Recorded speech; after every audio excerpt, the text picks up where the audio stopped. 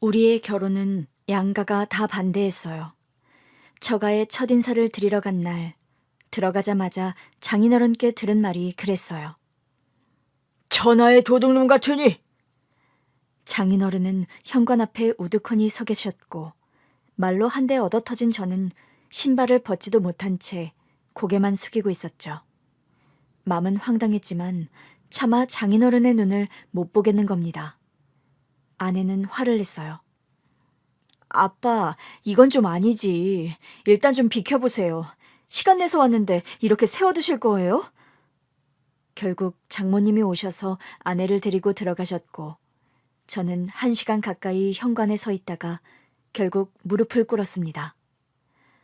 절대 안 굶기겠습니다. 제가 뭘 해서든 먹여 살릴 자신 있습니다. 1시간을 고민한 끝에 한 말이었는데 장인어른께서 대답이 없으시더라고요. 천천히 고개를 들어 눈치를 살폈더니 그제야 말씀하셨어요. 옷장사를 한다고? 네, 난 그게 맘에 안 드는 거야. 집안도 가난해, 여차할 기술도 없어. 그렇다고 대학을 나온 것도 아니야. 사내 놈이 여자를 먹여 살리려면 뭐라도 제대로 하는 게 있어야 할 거 아니야. 겨우 여자 옷을 판다고? 그게 돈이 되겠나? 아직은 미약하지만 제가 정말 잘해내고 싶은 일입니다. 누구나 다 잘하고 싶지. 그러나 잘 되는 사람은 아주 적고. 결국 결혼 허락도 못 받고 쫓겨났어요. 아내가 뒤따라 나오더라고요. 우리 어떻게? 큰일이다. 이대로 우리 집에 인사 가는 게 맞을까? 처음엔 고민했지만 일단 부딪혀보자 싶었어요. 그러나 제가 처가에서 반대를 받은 걸 안 우리 어머니도 가만히 계시지 않았죠. 너희 친정은 뭐 대단한 집이라도 되니? 우리 어머니의 질문에 아내가 많이 당황하더라고요.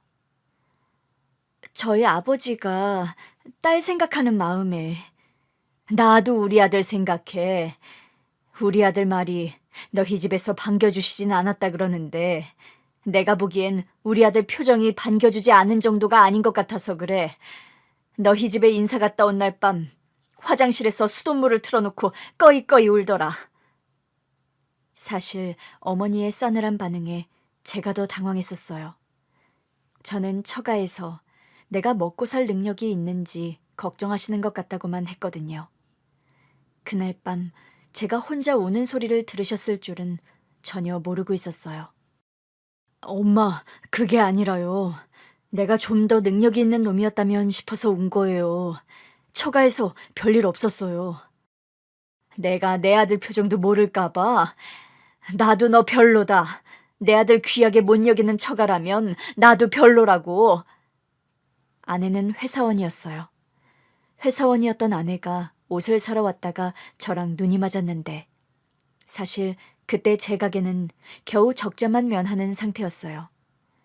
아내는 그런 우리 가게를 애용해주는 단골이었죠.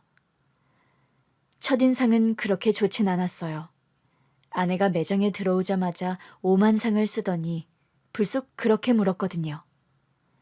여기 청바지가 이게 다예요? 눈에 보이는 게 당연히 다일 거 아니에요. 찾는 게 없으면 다른 가게로 가면 될 것이지. 굳이 따져 묻는 모습이 사나워 보이더라고요. 네, 그런데요. 아니, 핏이 다 왜 이래요? 핏이요? 왜 멀쩡한 옷을 탓하시는지. 제 말에 아내가 코웃음을 치더니 그러더라고요. 여기 장사 잘 안 되죠? 그래서 스트레스가 많으신가 봐요. 그때 진짜 우라통이 터지는 것 같았어요. 지금 뭐라고 하셨어요? 아니, 찾는 옷이 없으면 다른 가게로 가시면 되지. 왜 인신공격하세요? 저 인신공격한 적 없는데요. 딱 봐도 장사가 안 될 것 같아서 그래요. 그게 공격이죠. 저에 대한 공격이라고요. 가뜩이나 장사도 안 돼서 답답한데 왜 이런 진상 손님까지 꼬이나 했어요. 그러자 저한테 사진을 하나 보여주더라고요.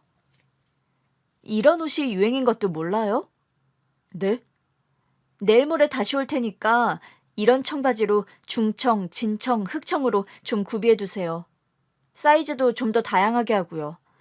장사 안 된다고 재고만 털려고 하면 절대 성공 못 해요. 처음 보는 여자가 막 잔소리를 하는데 그냥 다른 데 가서 사라고 하고 싶은데 벌써 나가고 없더라고요. 뭐 저런 여자가 다 있어. 뒤늦게 소리쳐봤지만 들어야 할 당사자는 사라지고 없는 상태였어요. 솔직히 그 여자가 사라고 한 청바지 안 사고 싶었는데요. 결국 샀어요. 산 다음 그 여자가 오겠다고 한 날이 오자 종일 초조하더라고요. 앉아 있어도 다리가 덜덜 떨리고 옷 정리를 하고 있어도 오한이 오는 것 같고 그때까지 여자를 보면서 그렇게 초조해한 적이 없었는데 돌아서면 임자 만난 게 아니었나 싶어요. 저녁이 되도록 안 오길래 설마 사람 생고생만 시키고 까먹은 건가 했는데 문 닫기 직전 피곤에 절은 얼굴로 들어오더라고요. 진짜 사두셨네요? 잘하셨어요. 고맙다도 아니고 잘했다니 내가 무슨 강아지인가 싶다가도 저도 모르게 자꾸 입꼬리가 실룩거리더라고요. 아내는 3가지 색깔의 청바지를 다 샀어요. 무리하는 게 아닌가 싶어서 물어봤죠. 다 안 사셔도 되는데 안 그래도 낮에도 다른 사람들이 사가더라고요. 그것 봐요. 내 말 듣길 잘했죠? 네, 네. 그때였어요. 그 사람 배에서 꼬르륵 소리가 나는 겁니다.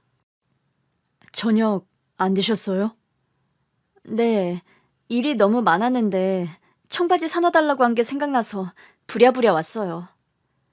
저와의 약속을 지키려고 밥도 못 먹고 왔다는데 마음이 괜히 짠한 겁니다. 내일 오셔도 되는데. 그래도 약속인데 지켜야죠. 혹시 근처에 순대국밥 파는 데 없을까요? 너무 먹고 싶어서요. 저도 저녁 안 먹었는데 같이 드실래요? 정말요? 제가 사드릴게요. 잘 됐다. 저 혼자 밥 먹는 거 안 좋아하거든요. 무슨 여자가 낯선 남자하고 밥도 덥석덥석 먹겠다고 하질 않나. 묻지도 않았는데 제잘제잘 잘도 떠들더라고요. 같이 순대국밥을 먹는데도 그 여자가 하도 떠드니까 어색하지도 않고 너무 잘 먹길래 미리 건져둔 순대 좀 더 먹으라고 하니 그것도 잘 받아 먹더라고요. 돌아보면 처음 본 순간부터 황당한 만큼 끌렸던 것 같아요. 그 후로도 아내의 도움을 많이 받았어요. 이런 옷이 유행이다 그래서 사두면 그 옷은 정말 남지 않고 잘 팔리더라고요. 문제는 그래서 그 종류의 옷만 무지하게 사뒀다가 결국 재고만 남긴다는 거였죠. 아내는 이런 상황까지는 몰랐어요. 연애를 시작하고도 가게 상황 같은 건 말한 적이 없어요. 남자의 자존심 같은 거였죠. 결혼 얘기가 나오고서야 솔직하게 가게 상황을 말했더니 아내가 당황하더라고요. 아니, 그동안 내 조언대로 하면서 매출 좀 올린 거 아니었어? 자기 만나기 전보다는 훨씬 나아지긴 했지. 전에는 적재할 때도 많았으니까. 아내는 잠깐 난처한 표정을 지었지만 곧 평소답게 결연한 투로 말했어요. 일단 결혼해서 경제 공동체가 되자. 그때는 내가 더 간섭할 수 있을 테니까. 흡사 아내의 선전포고였죠. 우리는 양가의 반대에도 불구하고 결혼했어요. 양가 도움 없이 우리끼리 결혼하겠다. 결혼해서 더 잘 살 자신 있다. 그랬더니 결국 양가 어른들도 어쩌질 못하셨죠. 실제로 결혼 후부터는 제 사업 상황도 월등히 좋아졌어요. 아내가 아예 2팔을 걷어붙이고 제 장사에 관여하기 시작했거든요. 아내의 센스 덕분에 옷 장사는 나날이 잘 됐고 온라인 쇼핑몰까지 열면서는 아내가 따로 회사에 다닐 필요가 없어졌어요. 아내도 아예 쇼핑몰 일을 같이 하게 됐거든요. 제 옷 사업이 성공한 건 파라리 아내의 도움이었어요. 사업이 안정될 때까지 아내가 계속 회사에 다니면서 제 일을 도왔거든요. 제가 업고 다녀도 모자랄 여자였죠. 사업이 안정되면서 임신 계획도 세웠어요. 딸이 태어나면서부터는 아내는 일보다는 육아에 더 힘쓰면서 사실상 재택근무를 해줬죠. 아내가 없었다면 저에게는 딸도 사업가로서의 성공도 없었을 거예요. 평생 호강시켜 주겠다고 이제부터 아내는 아이 키우고 엄마로 사는 삶에 더 집중할 수 있게 하겠다고 호언장담한 지 석 달도 안 지났을 거예요. 아내가 암 진단을 받았어요. 수술도 하고 항암 치료도 병행했는데 자꾸 암이 전이되더라고요. 아내가 딸이 1살 때 암 진단을 받으면서 사실상 딸은 엄마 품에서 자라지 못했어요.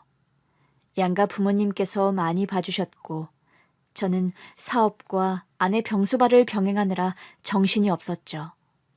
그래도 아내가 낫기만 한다면 그게 딸을 위한 길이라고 생각하며 버텼어요.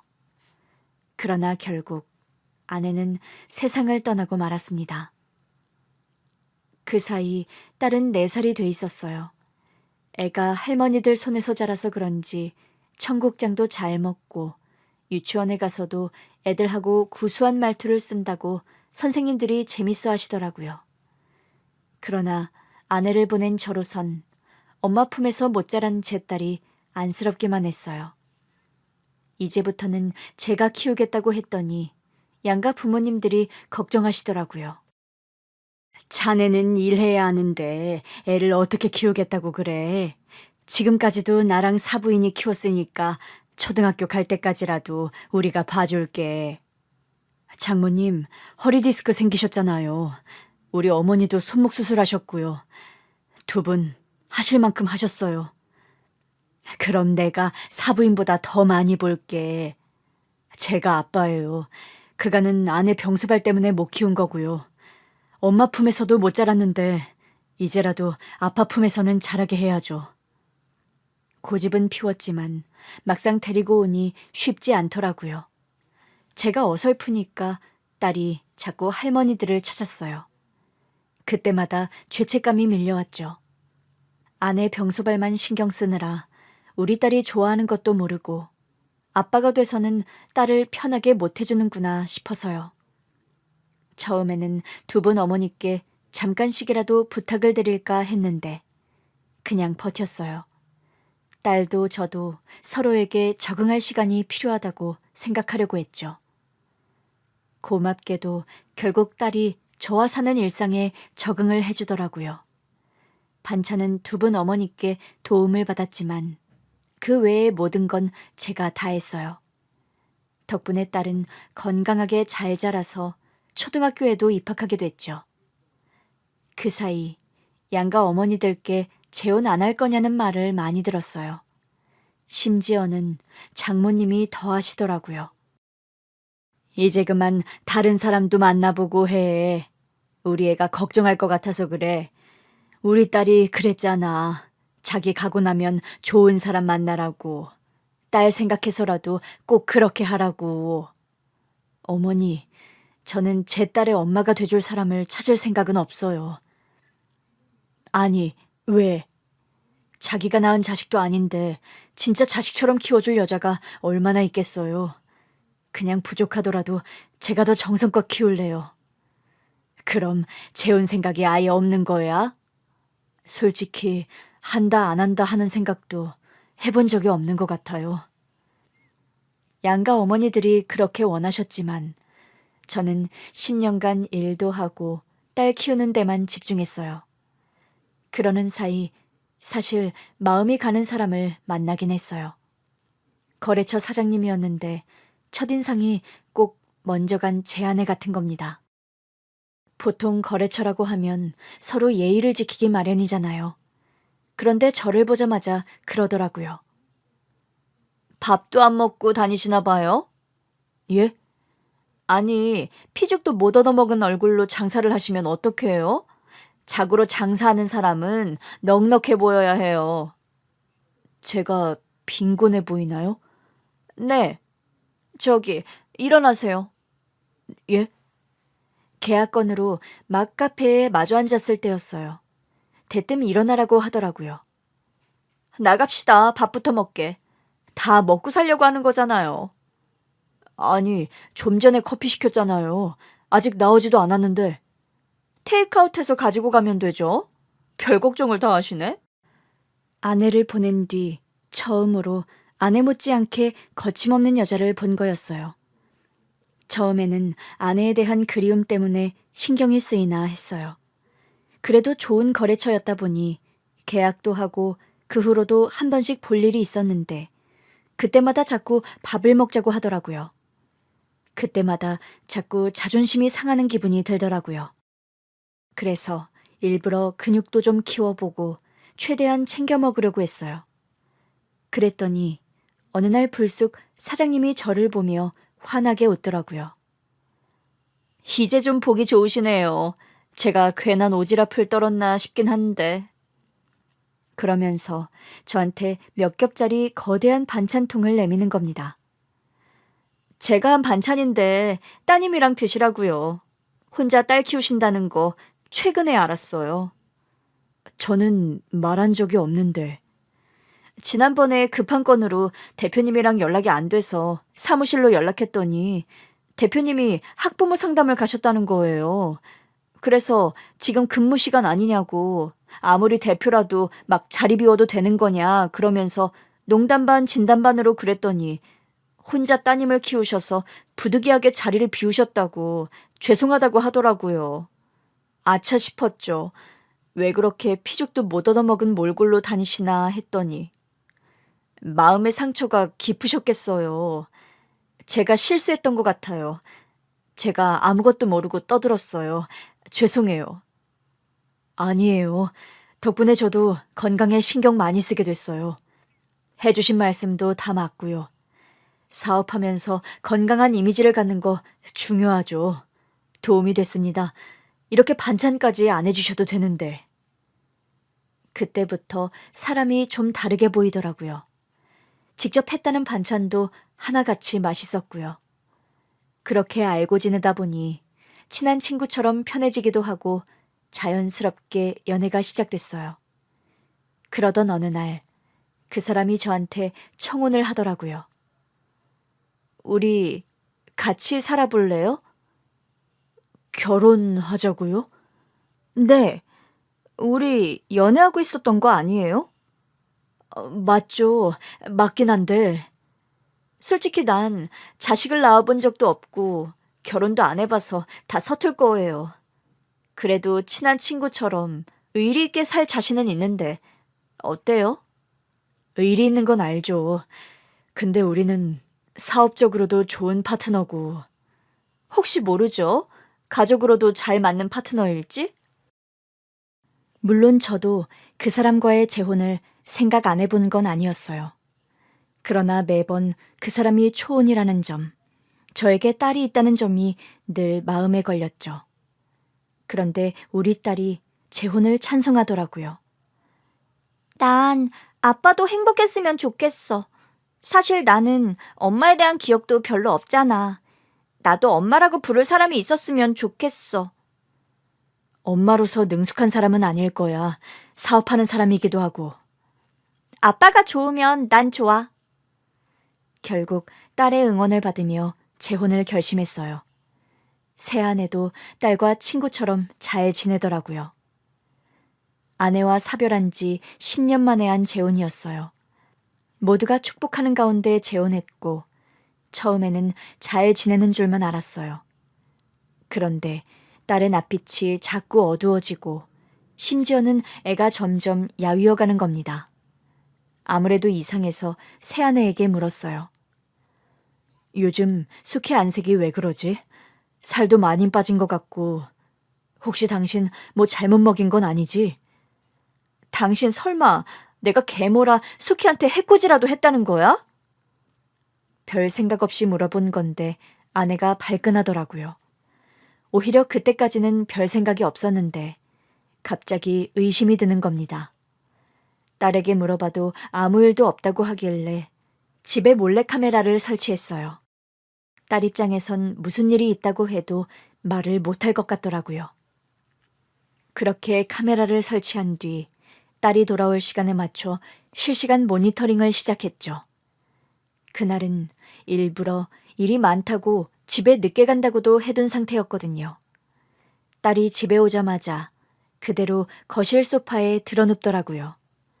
그런데 아내가 같이 들어오지 뭐예요. 퇴근이 너무 이르다 싶은 시간이었어요. 일단 아내에게 전화를 걸었죠. 당신 어디야? 어디긴 회사지. 뭐? 왜? 내가 이 시간에 회사에 있는 게 이상해? 아니, 그게 아니라. 나 바빠, 끊어. 아내가 저한테 회사라고 거짓말을 하더라고요. 전화를 끊은 아내는 바로 딸을 화장실로 데리고 갔어요. 저는 영상에 나온 아내의 행동에 초조해 입을 틀어막았어요. 대체 뭐 하는 거야? 집에 가봐야 하나 싶던 차, 딸이 씻고 나오는 것 같더라고요. 아내는 딸을 방으로 들여보내더니 부엌으로 가서 밥을 준비하기 시작했어요. 혹시 음식에 이상한 걸 넣는 건 아닌가 봤는데 별다른 건 안 보이더라고요. 아내는 딸이 좋아하는 돈가스를 튀기고 있었어요. 저녁을 먹는 내내 아내가 딸의 밥 위에 반찬을 얹어주더라고요. 이것도 좀 먹어봐. 그만 먹고 싶어요. 왜? 너 좋아하는 수제 돈가스도 이만큼이나 남았는데? 그만 먹고 쉴래요. 그러나 딸은 영 기운이 없는 듯 했어요. 결국 딸은 이른 잠자리에 들었고 아내가 방으로 따라 들어가더라고요. 저는 급히 딸의 방 화면으로 넘어갔죠. 딸이 침대에 눕자 아내는 딸의 이부자리를 봐줬어요. 오늘 힘들었지? 그냥 졸려요. 알겠어. 얼른 자. 갑자기 딸에게 오늘 많이 힘들었냐고 묻는 아내의 말이 영 이상했어요. 아무래도 둘이 어딘가를 다녀온 것 같더라고요. 아내는 잠든 딸의 얼굴을 매만지기도 하고 이불도 곱게 덮어주면서 계속 곁을 지키고 있었어요. 그러나 저는 불안해서 더는 견딜 수 없었죠. 혹시 몰라 딸이 다니던 학원에 전화부터 걸었어요. 혹시 우리 수키 오늘 학원에 왔었나요? 아니요. 오늘 수키 어머님이 수키가 따로 갈 데가 있다고 학원에 못 온다고 연락 주셨어요. 네, 알겠습니다. 일단 딸이 학원에 안 갔다는 걸 확인한 뒤 곧장 집으로 갔어요. 저를 본 아내가 깜짝 놀라더라고요. 일 많다고 야근한다며 일찍 왔네? 저녁 먹을래? 당신 회사에 있다고 하지 않았어? 좀 전에 왔지. 그러면서 천연덕스럽게 거짓말을 하는 겁니다.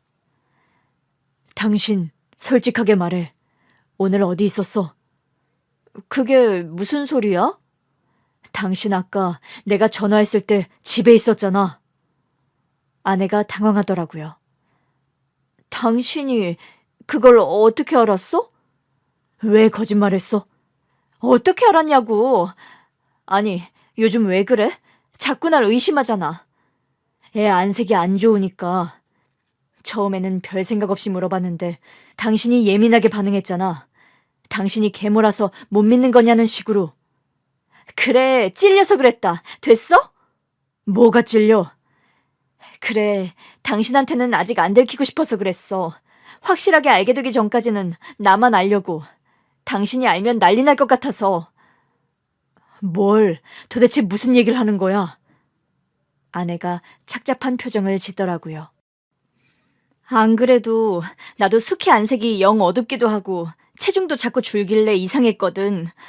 우리 큰언니가 소아암이었거든. 당신, 갑자기 그게 무슨 소리야? 나 어릴 때도 엄마가 내 건강에 워낙 예민하게 굴었어. 안색은 어떤지, 체중이 빠지진 않는지.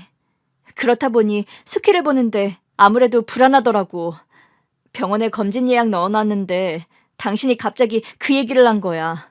수키가 낯빛이 어둡다, 야위는 것 같다. 일단 검진 결과를 보고 당신이랑 얘기할 생각이었는데 갑자기 그렇게 말하니까 당황스럽더라고. 그래서 나도 모르게 화부터 낸 거야. 아니, 그러면 그렇다고 말했으면 좋았잖아. 그럼 혹시 오늘 병원에 데리고 갔다 온 거야? 응. 오늘은 예약해둔 검진 날이었어. 유명한 병원으로 가느라 시간이 좀 걸렸어. 그럼 나한테 말했어야지. 당신이 알면 가슴이 무너질 거 아니야. 낳지도 키우지도 않은 나도 이렇게 착잡한데 당신은 오죽하겠냐고. 가뜩이나 전처도 암으로 떠나보낸 사람인데 딸까지 암일 수 있다고 하면 못 견딜 것 같아서 그랬어. 그런 줄도 모르고 당신 몰래 집에 카메라도 설치했단 말이야. 아내가 화들짝 놀라더라고요. 뭐? 어디? 저기랑 부엌이랑 수키 방이랑. 아내가 제 등을 찰싹 내리치더라고요. 당신 미쳤어? 애 방에 그런 건 왜 설치해? 요즘 수키가 얼마나 예민한 줄 알아? 나는 당신이 예민하게 반응을 하니까. 수키 자니까 수키 방에 설치한 거라도 빨리 떼. 가뜩이나 사춘기라 예민한데 카메라 단줄알면 난리나. 하루밖에 안 됐어. 당장 떼라니까? 저는 일단 아내 말대로 딸의 방에 설치한 카메라부터 뗐어요. 아내가 보더니 어이없어 하더라고요. 날 진짜 의심했다 이거지? 아니, 그게 원래는 아니었는데. 진짜 어이가 없다.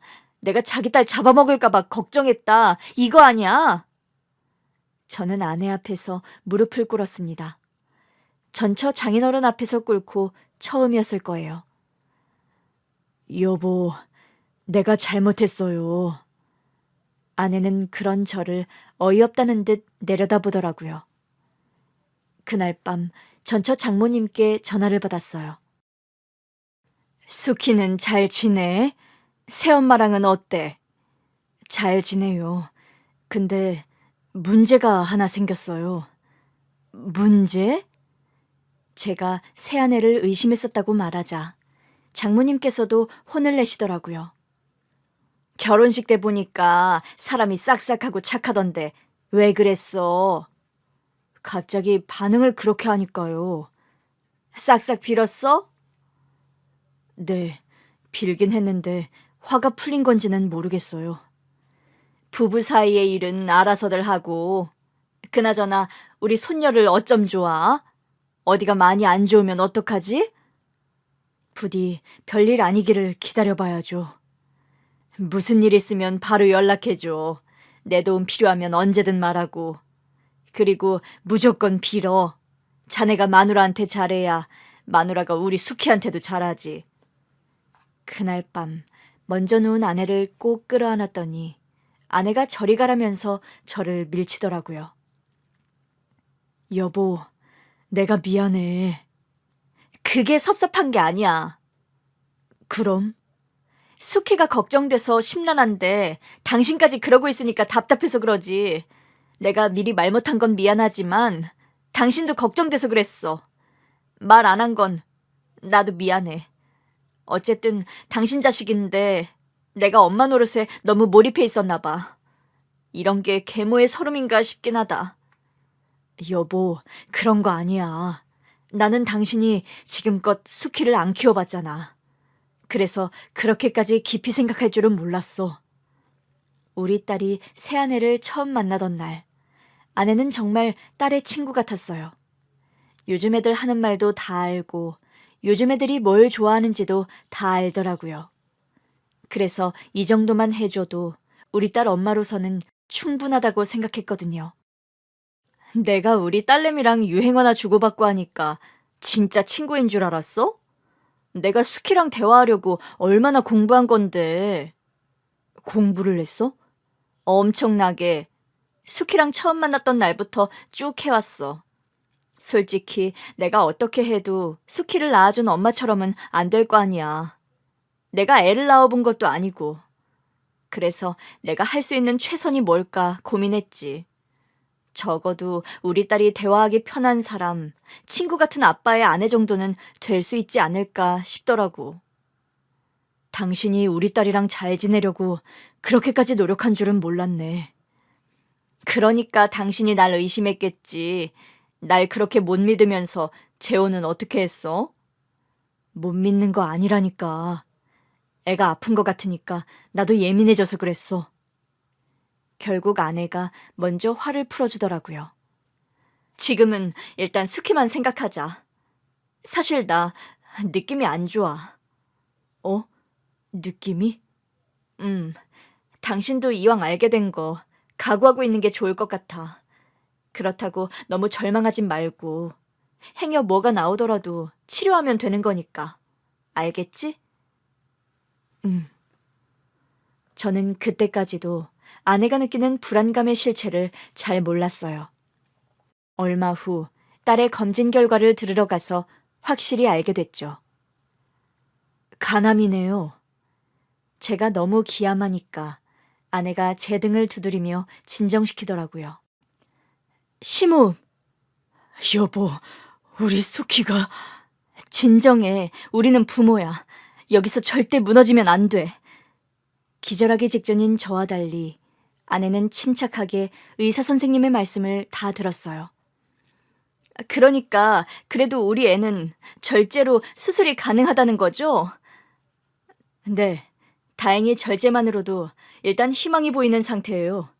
하지만 절제 후의 상황에 따라서 추가적인 치료가 필요할 수는 있습니다.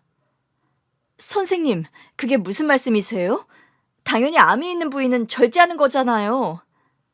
저는 딸이 간암이라는 사실 하나로도 도저히 진정이 안 되는 상태였어요.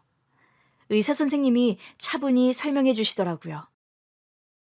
간암 진단을 받았을 때 절제가 가능한 환자도 절반이 되지 않거든요. 절제가 안 되면 다른 화학요법도 사용해야 하는데 절제해서 아예 제거를 못하면 확실히 생존율이 낮아져요. 그러니 불행 중 다행이라는 뜻이죠. 현재로선 다른 장기 전이도 없어 보이고 제가 보기엔 시어머니께서 빠른 판단으로 검진을 받게 하신 게 신의 한 수였다고 봅니다. 결국 제가 의심했던 제 아내가 딸을 살린 거나 다름없단 얘기더라고요. 병원을 나오자마자 저는 아내를 끌어안고 울었어요. 여보, 내가 정말 잘못했어. 내가 미안해. 당신이 우리 딸을 살렸어.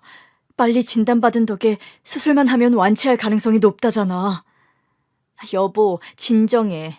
어디까지나 수술 전이잖아.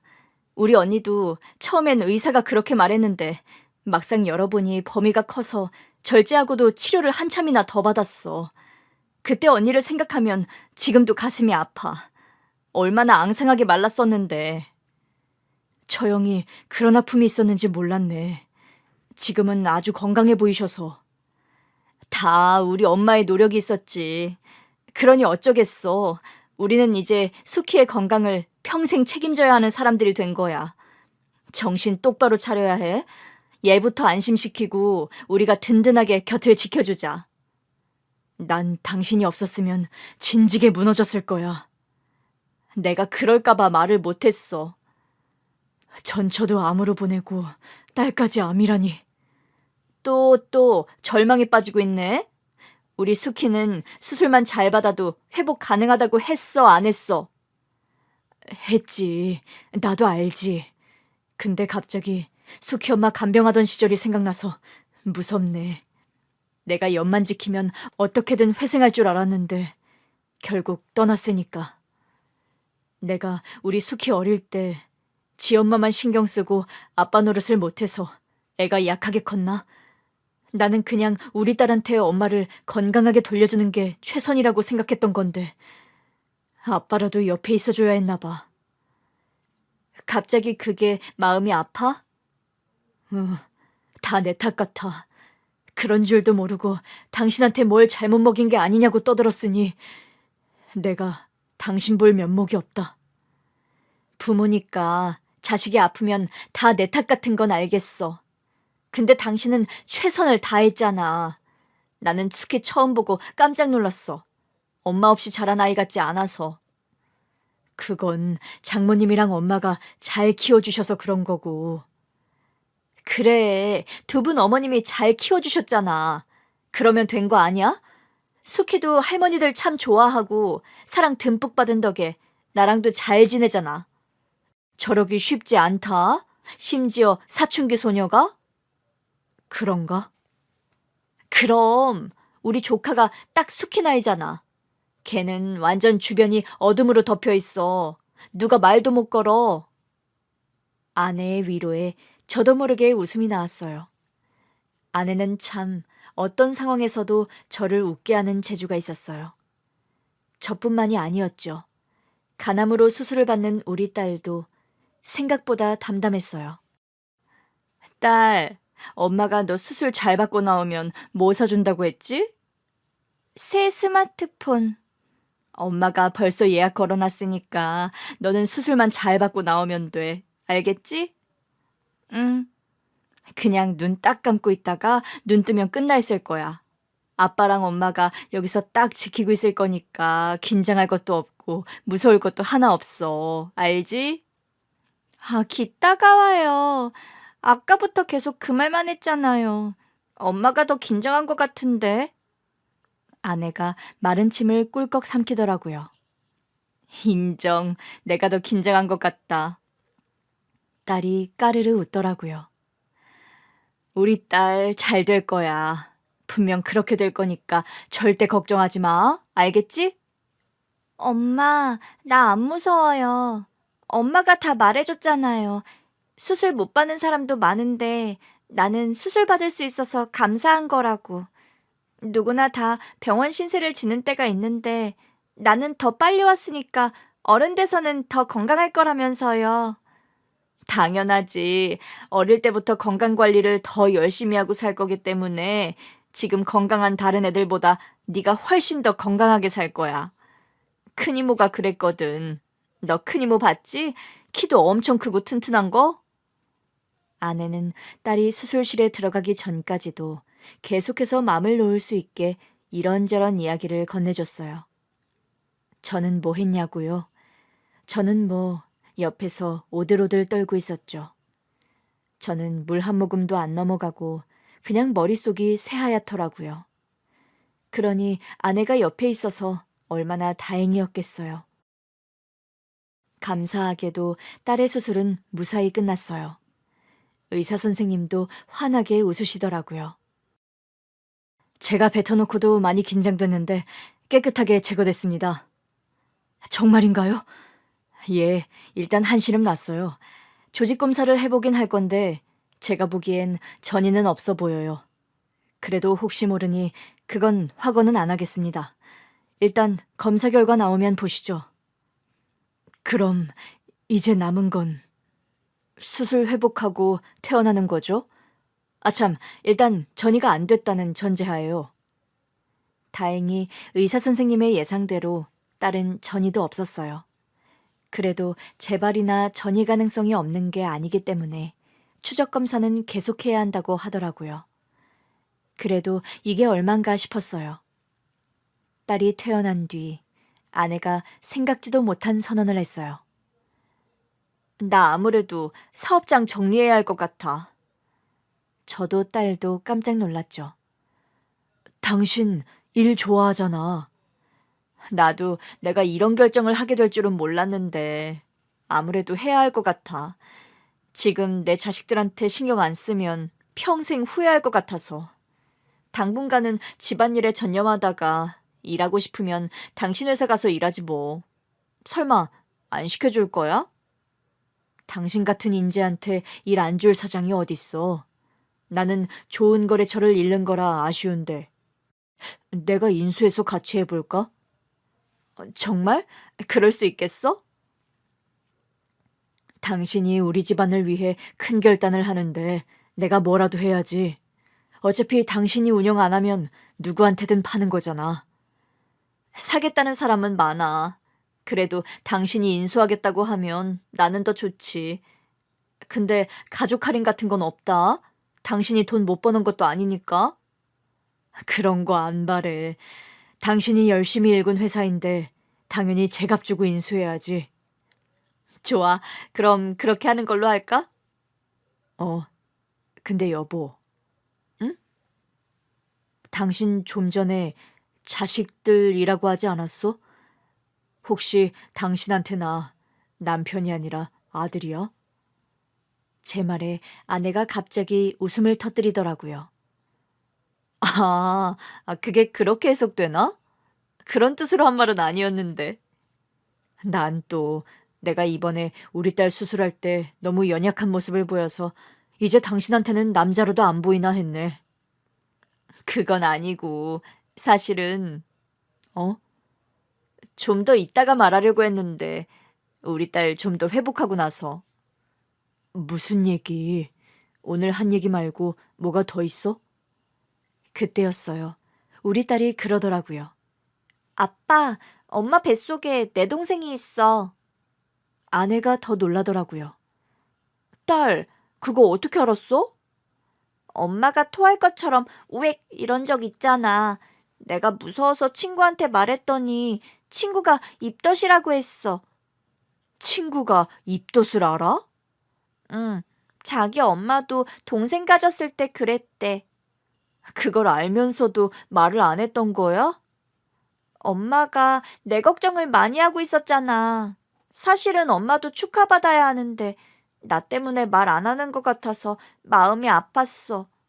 아니야, 너 때문이 아니라 원래 가족은 기쁨도 슬픔도 같이 나누는 거잖아.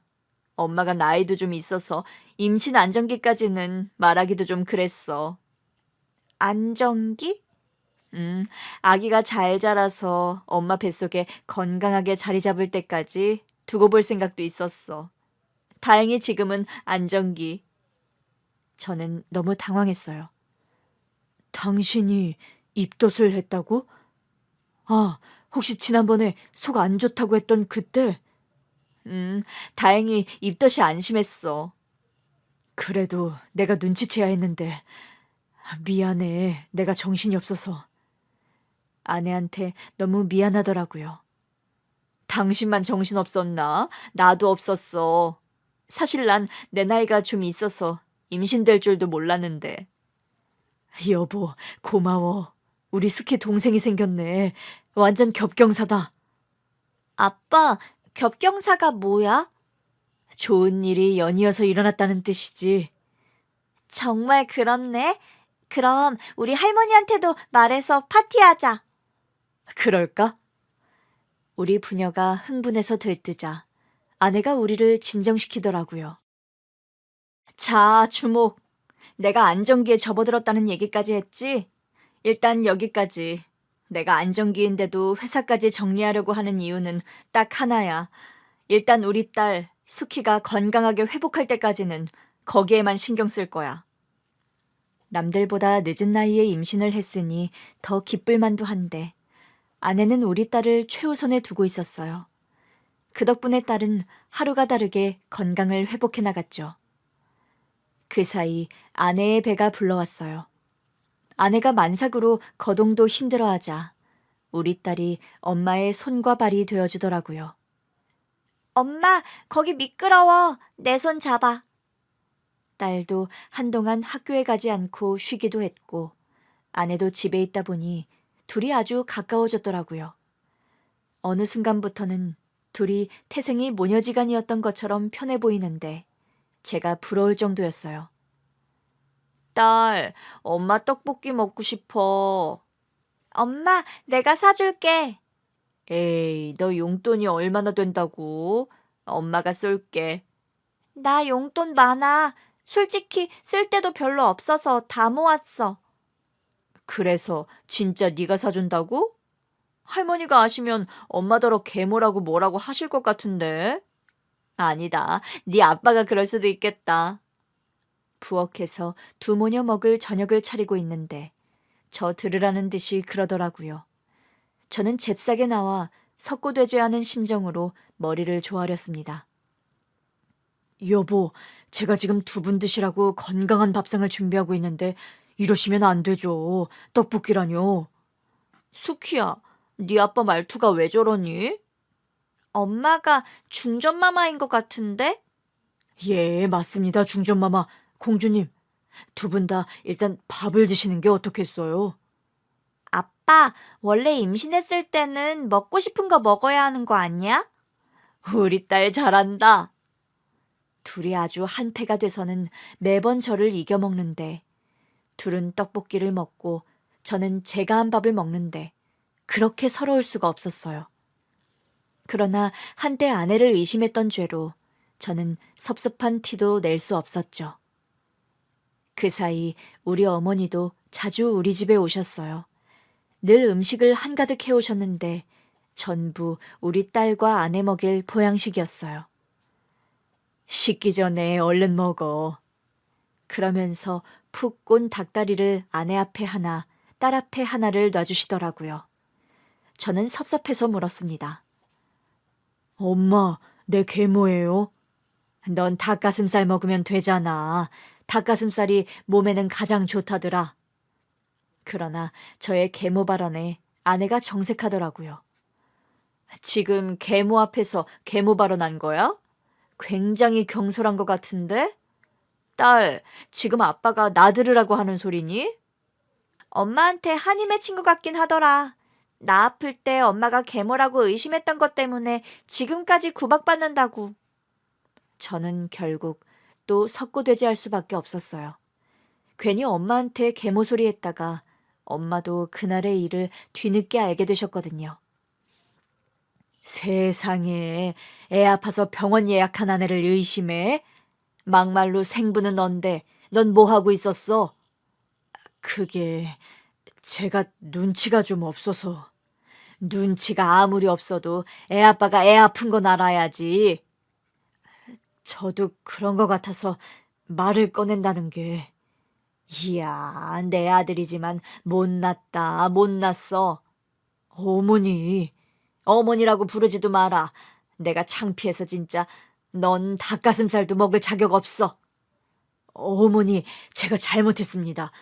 여보, 제가 다시 한번 사죄드립니다.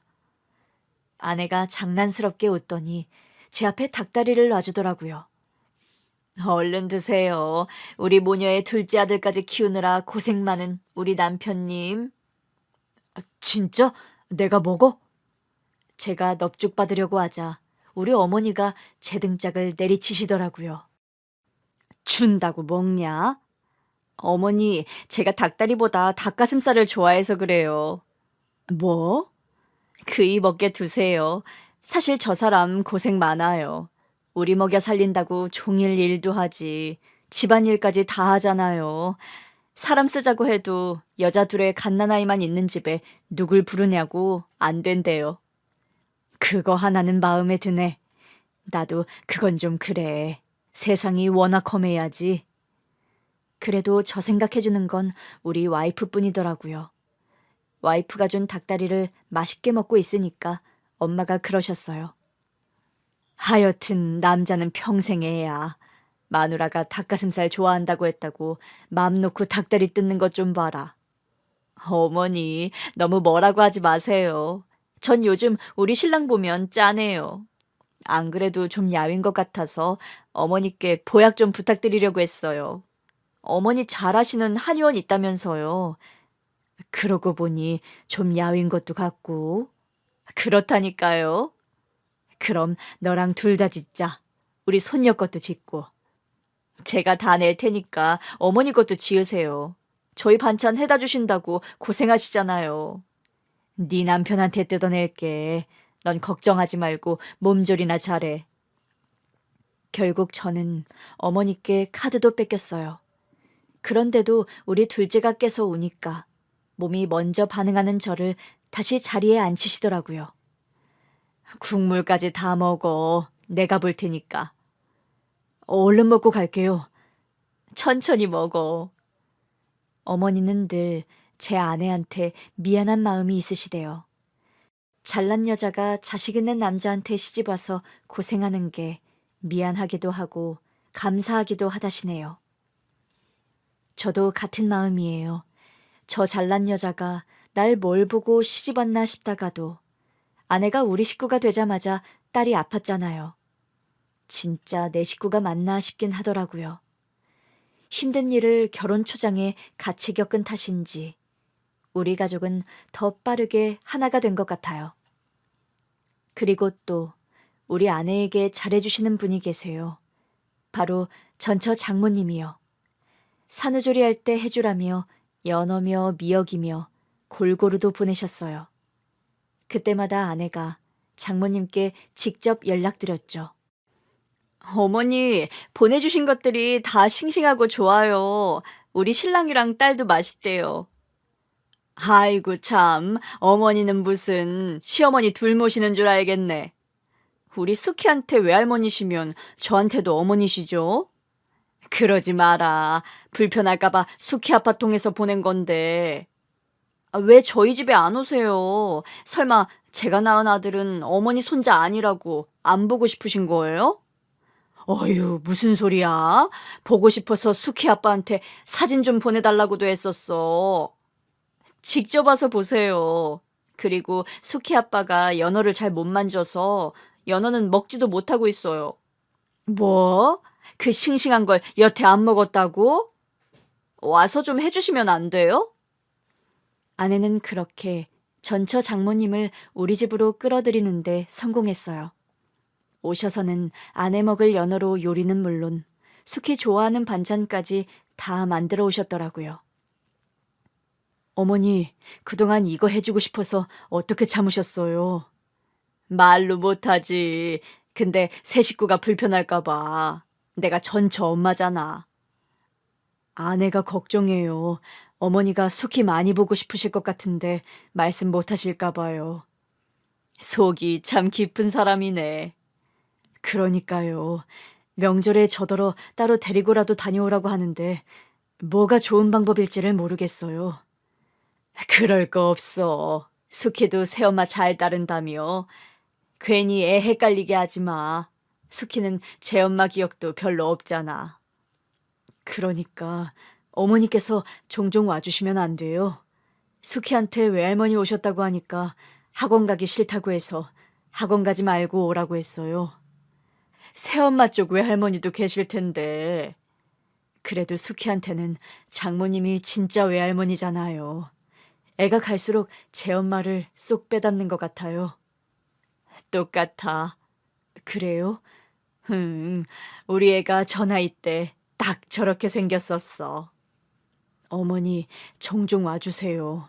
집사람도 딸을 키워보니까 딸 잃은 어머니 심정을 알 것 같아서 생각하면 눈물 나고 그런데요.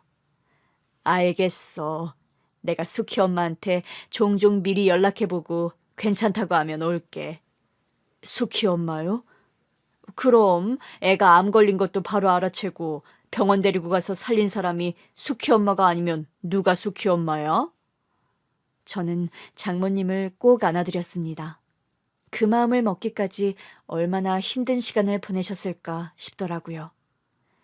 숙희랑 저녁까지 드신 뒤 집에 가시겠다고 하니까 아내가 모셔다 드리라고 하더라고요. 가시면서도 아내 손을 꼭 잡고 그러셨어요. 숙희 엄마야, 내가 언제까지 살지는 모르겠지만 사는 동안 더 잘할게. 정말 고마워. 우리 딸이 힘들게 낳은 우리 숙희 목숨 구해줘서 정말 고맙다. 고마워. 장모님도 아내도 서로의 손을 잡고 한동안 울었어요. 우리 딸이 두 분 다 청승 그만 떨라고 하기 전까지 말이죠. 사실 재혼을 하고도 이렇게 안정감을 느끼게 될지 몰랐어요. 새 아내와 결혼을 결심했을 때만 해도 그 사람이 우리 딸의 진짜 엄마가 되어줄 거라는 기대는 안 했거든요. 그런데 우리 아내는 우리 딸을 자기 딸로 끌어안은 것도 모자라 전처의 장모님까지 식구로 끌어안더라고요. 그런 제 아내를 보면서 저희 어머니가 그러세요.